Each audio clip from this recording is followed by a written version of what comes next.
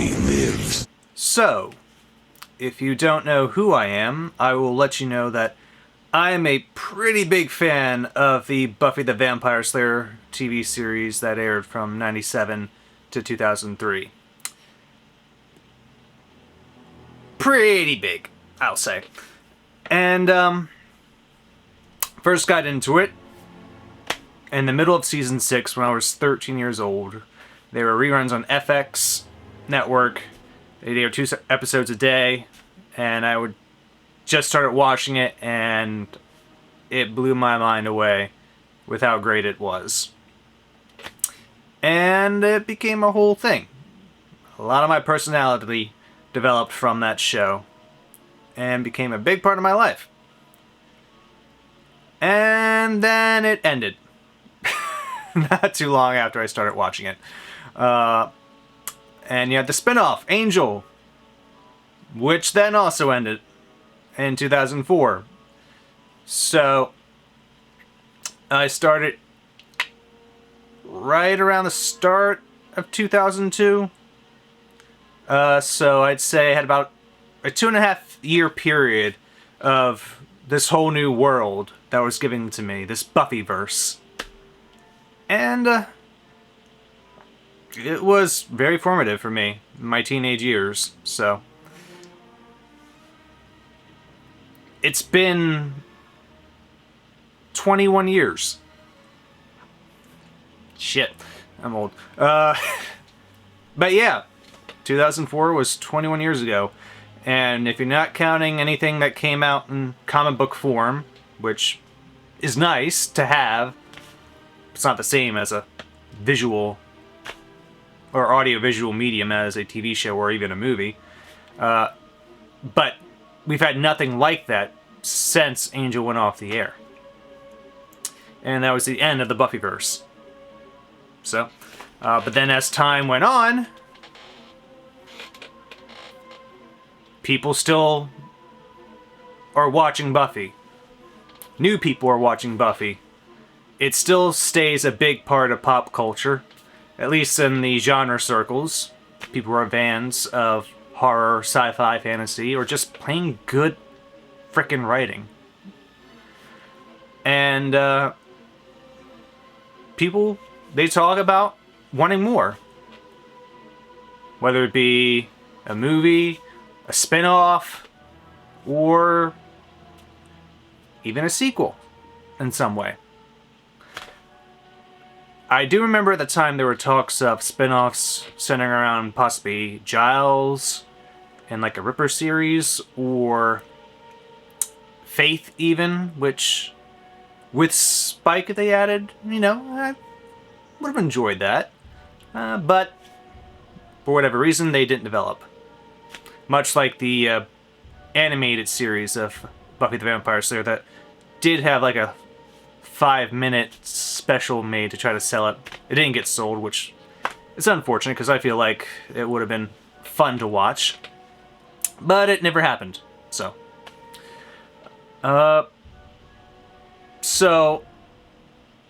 life moves on. You watch new things, develop new obsessions. For me, though, none of them really surpassed Buffy. That was always my top. And so, when it was announced a few months ago that they're finally, for serious, developing at least a pilot for a sequel series, yeah, internal screaming. So, now, of course, the elephant in the room is it won't have Joss Whedon, the mastermind, coming back because of, well, the revelations that he's kind of a dick. Great writer, but apparently developed too much power as a showrunner and developed, I guess, too big of an ego, thinking he can do whatever he wants, and he abused whatever power he had over those that worked for him. And it's kind of been ostracized quite a bit. So he is, I would say, rightfully not involved in this new series. I know it's going to be tough to try to have the same voice or tone that the original series had without the person that essentially gave birth to it. But other stories with other characters have lived on past their creators, and they've done well. Just look at comic books, you know? You had characters that started out in the 30s and 40s, and they're still going strong today with new stories and new creators, new writers, new voices. As always, some are good, some not so good. But it is possible to move on from Joss Whedon. So I've accepted that. I expected it, and I'm okay with that. So, after that, for a fan like me, or others, the first thing you're going to think of is, well, what's the story going to be about? What's going to be canon? Are the comics going to count? Are there still a bunch of Slayers out there? Like what happened in the finale? Will the story continue on, or will they just throw a lot of stuff out? Will the old characters come back? How are you going to have a vampire character come back 20 years later when they're not supposed to age? But, you know, I'll tell you something. Particularly Spike and Angel. They were on for like 7, 8 years. They were aged by the end of the run. It's noticeable. Not too much, though, because they were still like in their 30s, early 40s. But at this point, it's not going to be realistic to have your vampires coming back without doing some type of de-aging that they do a lot nowadays, which, you know, it's nice to bring a character back in that way, but it doesn't really look seamless. And it's not a perfect technology. It advances as time goes on. I felt they did a good job with the Indiana Jones movie when they de-aged Harrison Ford in the recent one. He still moved like an old man, though, and sounded like one. That's a thing. You gotta work on the voice, too, and, you know, it's hard to make it believable. Maybe for like a one-off episode here or there. I mean, they did it for Luke Skywalker in Mandalorian with Mark Hamill, so I have no doubt someone's going to try something for this. I don't think they should. I think since this is going to be essentially a new show for a new generation, you should focus more on new characters and new stories and not rely on what was in the past. It had its time, and we should move on to something new and fresh. That's not to say I won't enjoy a cameo here or there, or maybe some character returning with an extended storyline. For all we know right now, that's for certain, is that Sarah Michelle Gellar will be back as Buffy. I think most likely not as a series regular, but as a reoccurring, at least. Because I feel she knows for this show, it's not about her. It's about this new character. Essentially, I believe it's mostly confirmed that the character's name is going to be Nova. Which, you know, not bad. It sticks with the tradition of having a weird name for your main character in this world. I'm cool with that. And it's played by an age-appropriate actress. What was the name? It was Ryan Keir Armstrong. I like Sarah Michelle Gellar. Got 3 names there. Eventually I'll memorize it. And when it does air, when, she'll be right around the same age when Buffy was. Sarah Michelle Gellar was about like 18, 19 when she filmed the first pilot episode and first season. Even though she was playing 16, this new actress will be right on the cusp of that very age, 15, 16. So it will better fit the characters. If there's one criticism that can be had from the original series is that a segment of the actors supposed to be high schoolers, clearly in their 20s. Xander, Cordelia, Nicholas Brendon, Charisma Carpenter, the actors there, they look like young adults. Not the high schoolers they should have been, which I fully understand why. It's a show about vampires. There's going to be a lot of night shoots, and there are limitations for how long a minor can work, especially at night. So, not wanting to be limited on an intense schedule that a network series would have, they cast it older. Of course, it's not to say they couldn't have casted somebody in their young 20s. But I guess they felt, in the grand scheme of things, it didn't matter too much, and they wanted to get the best actor for the role. And I feel like, they kind of did, because one thing we love about the original series is the characters and the actors who brought them to life. We can't imagine really anybody else in those roles. They were done so well. And I feel like this new series, from the casting announcements I've seen, they are still going younger, and we can only hope they're going to be as good as the actors we want them to be. I feel like they will. I trust the process.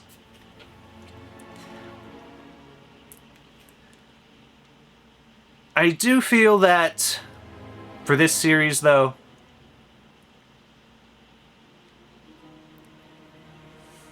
they gotta have the right tone. It can't just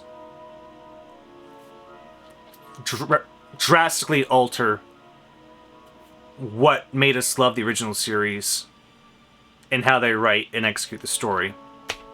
Like, I know it's Hulu, it's a streaming service, and streaming services are very different from network TV. You're not gonna have your 22 episode TV seasons.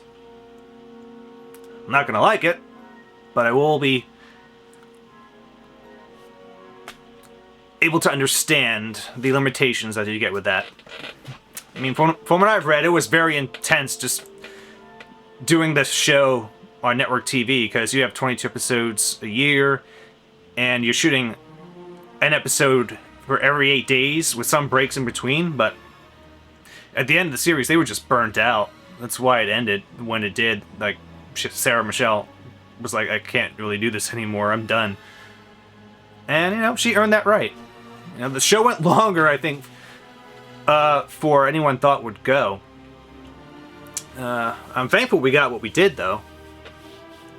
But if it ended just, after season 3, it still would have been one of my favorite, if not still my favorite show of all time. Because that's one thing I feel that Buffy was best at, was when it was in high school. That metaphor that high school is hell. And that's why I'm okay with this new series having a younger cast, because it'll get back to that high school setting. But what I'm seeing, it's gonna be kind of like a new Sunnydale type of thing. I don't know how long it takes to restore a whole town that was sunken into a giant crater, but apparently about 20 years. That's how long it takes. But I can see that being a reason to start a new series here, because one thing you have to ask yourself, at least creatively, is why are we doing a new show now about this new character? What makes them special? What makes this place special? Creatively, I feel like it makes sense that, Sunnydale's been rebuilt. A new high school, or academy, I feel like I read here recently it's probably going to be. Hellmouth can be restored and do its thing. And, oh yeah, it seems like a new Slayer has been called in Sunnydale. Which is going to be interesting. How you develop the story to continue and expand from what happened before. Because where we left Buffy at the end of season 7, Willow did her spell, which at that point made everybody that was capable of being a Slayer, a potential, into a Slayer. So you got an army of Slayers, makes for a great finale. Everyone that could be a Slayer is slayering out there. I feel like, though, you can't really have an army of Slayers still going in order to make this new Slayer special enough in some way that would cause Buffy to mentor her, which essentially I feel like is what we've established with the stories we've been reading, that she's going to be a mentor in some way of Buffy. Of Nova. Buffy will be, too. Nova. Like Giles was before. Now, you could just say, well, it's because she's on the Hellmouth, and that's where Buffy did her fighting, so she feels like, she should be there to help. I think it'd be better if Willow's spell only activated everybody at that time, and not in perpetuity. So after that point, anybody who then becomes a potential, they're not automatically a Slayer. They still have the potential to be one, but they're not slaying. They don't have the power. So over the course of 20 years, all these new Slayers, over time, fight after fight, they start to dwindle in their numbers, and you only get down to maybe a handful now. And so what makes Nova special is that she's the very first Slayer that has been called, that has been chosen since the original series finale. That would be a reason for Buffy to go see her. And of course, we all know the triggering event of her being chosen would be the active Slayer dying. That being Faith. I feel like that makes sense because Eliza Dushku is pretty much retired from acting. I think it was a psychology degree that she got, and she's a therapist. And, great for her. I love her doing her own thing. But that means if she's not coming back, then a good way to write that is to have her death be what triggers the calling of Nova.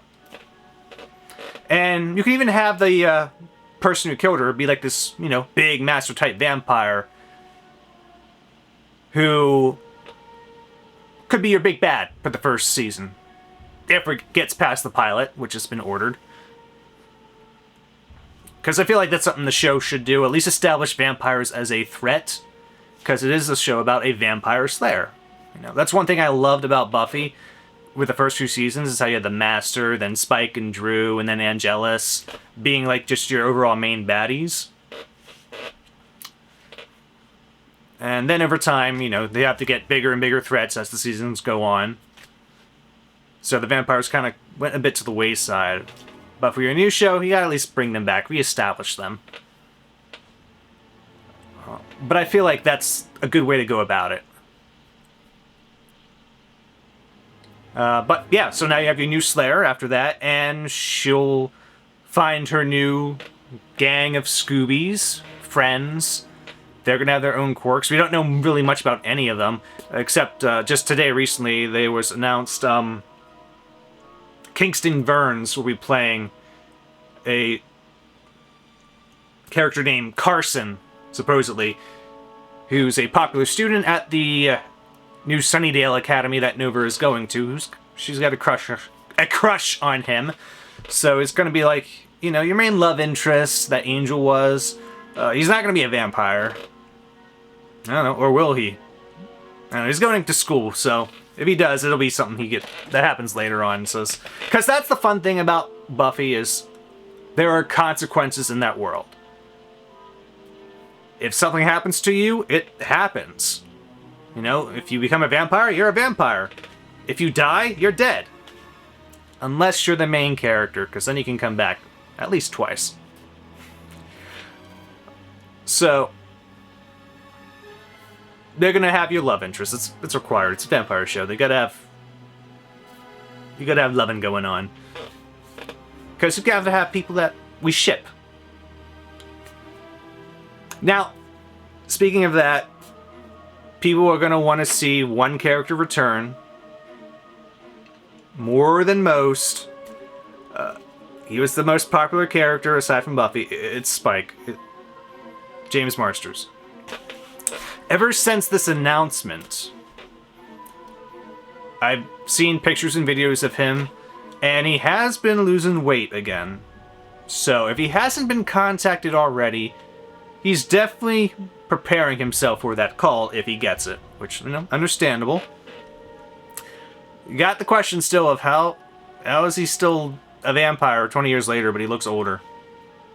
Like I said, they could do the de-age thing if they want to, or Shanshu prophecy from Angel. The vampire with a soul will turn human. That could have happened to him. Fixes the age problem, and he's there. And you know what? I'm cool with that. It's consistent with a story that we had already established, and it gets a character that we love back. Whether or not he's going to be with Buffy, that could be a decision they make or not make. I have no real strong opinion about that, but we'll see. I do know recently Michelle Trachtenberg, the actress who played Dawn, did pass away recently, tragically, so you're not going to be able to have her character. Probably the best way to go about that is just have it be said that she died fighting the good fight. It's the simplest way to go about it. They're not going to recast. I wouldn't. Because that's also a theme, especially in Angel. Some of the people you love just die fighting the good fight. Doyle, Cordelia, Wesley, or just tragically out of nowhere like Joyce. I mean, it was out of nowhere with Michelle. Ugh. Oh, that parallel. Jeez. But also, it's okay to lean into that, because that was one of Buffy's strengths. It made us feel. It shocked us. And that's part of what made it such an important show for a lot of people. Important for me, too. It's just the consequence of the choices, the actions, and the things you can't control as well as the things you can. And it was always the choice to keep on fighting and living. That was a very big theme, especially in the latter seasons.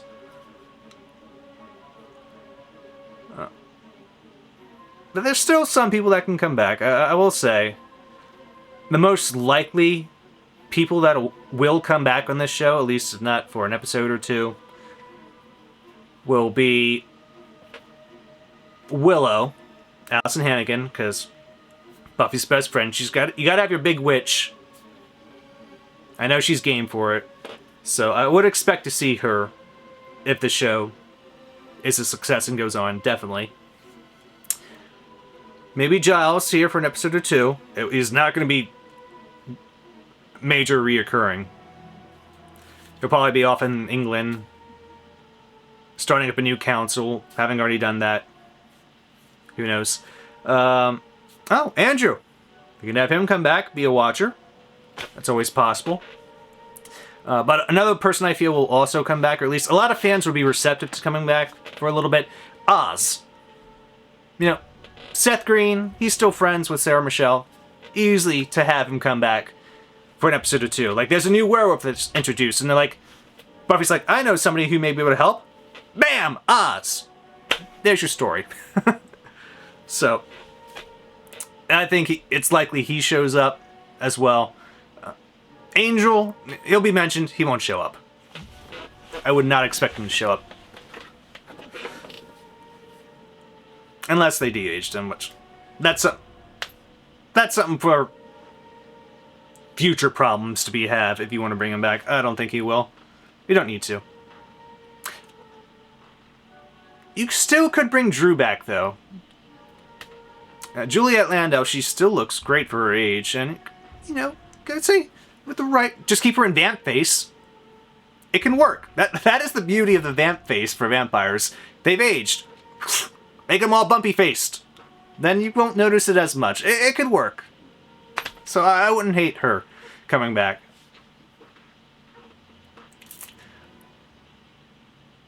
But for the series, it is on Hulu.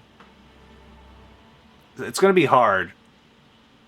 Because part of what made Buffy great was you had those long seasons, and it was like every week with, you know, sometimes you had to wait a month or a couple of weeks for a new episode, but it kept the anticipation going.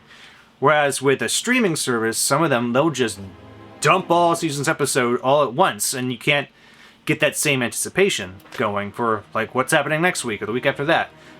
But since it is owned by Disney now, and they do a weekly format with their shows, I feel like this is also going to be weekly. And that's what I want it to be, because I want to savor the show over time. I want to get my 45 minutes to an hour's worth, if it's commercials, but there's no commercials, so my 45 minutes worth of viewing. And I want to process it. I want to talk with people online about it, other fans. That's what makes it fun. And I know we're not going to have 22 episode seasons. Ideally, in my ideal world, there would be 20 episode seasons. You do 10 episodes in the fall, take a little break, 10 episodes in the spring, and out of those 20 episodes, half of them will be something that advances whatever the story is for that season, your main plot line with your big bad, and the other 10, bring in a group of writers. Come up with a story, have a monster of the week, have a character episode. That's what made Buffy so fun, was those character episodes. Some of those episodes were my favorite. And the problem with the streaming services now, the way they treat their shows, it's all just one straight up story told over a series of sometimes as few as 8 episodes. I don't want that to be the show. I want it to have those breaks. That will keep it consistent with the original show. Now, I don't want it to be 8 episodes. They're not going to give me what I want with at least 20 episodes. So I feel like at least a good compromise here. 12 episodes. The original season of Buffy, the first season, that was just 12 episodes. You had like 5 to 6 story episodes, and the other half, your Monster of the Week, random ass episode for just for fun. They could do that. Every spring, from March to May, weekly, new episodes. You're going to have a 2-episode premiere if you want. Then, 12 episodes until that season finale. It's not as intensive shooting as the original network show for 22 episodes in the season. It gives you a break for the other actors to do other projects in between. I feel like, as a compromise, that'll work. And I'd be okay with that. We're not going to get as many episodes as we originally got when it was a network show. But at this point, after 21 years, I'm going to be taking what I get. I'm just happy something is happening now. Some actual development. And we have a solid pilot, at least, for a new show. Sarah Michelle Gellar posted the actual script on her Instagram like a week ago. So it is happening. At least that one. And Disney would be stupid not to pick it up for at least a season. Because it's still got a huge following. I'm part of that. And I really, really want this to do well. There are other people that are going to go, you shouldn't touch it. You'll never be as good. You can't have Joss. You can't ignore the comics. You can't do this. Can't. And for them, that's valid. We all have opinions. If it's not something they want, it's not something we can convince them to watch, so I won't try to do that. I just know that that's something I want to at least experience. And if it's just complete shit, I hope not. If it is, well then, I'll just pop in my Season 1 DVD and watch the original show. Because it's still there. I can still enjoy that today, just as I did back then. And I think it's something Star Wars fans may be able to get behind. Some of them won't acknowledge anything past the original trilogy. You know. And others, they love everything about it. Me, I'm in the group that will tend to love anything to do with it. I love the original movie. You know, I saw that before the series. I was like 5, 6, 7, I don't know, mid-90s when I watched it, and it was just fun, and I loved the concept. And then I got a series later that I was able to watch, and that expanded on it and made it better. And part of that's because of the writers. You know, that's something I feel this new show should have. It should have a good writer's room. Get some of the originals. Get them to come back. They'll understand the tone and the characters, or what the characters should do. Have your new voices, your new people mixed in, but, you know, bring somebody else back for like an episode or two. I'd be cool with that.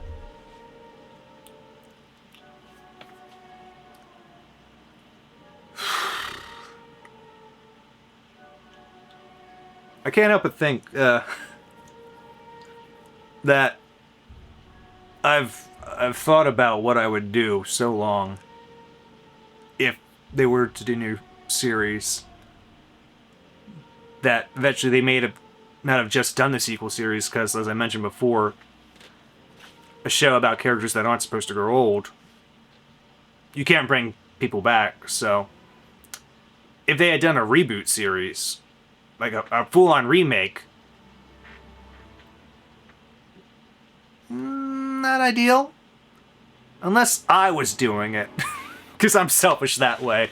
If anybody's going to remake my favorite show, it's going to be me.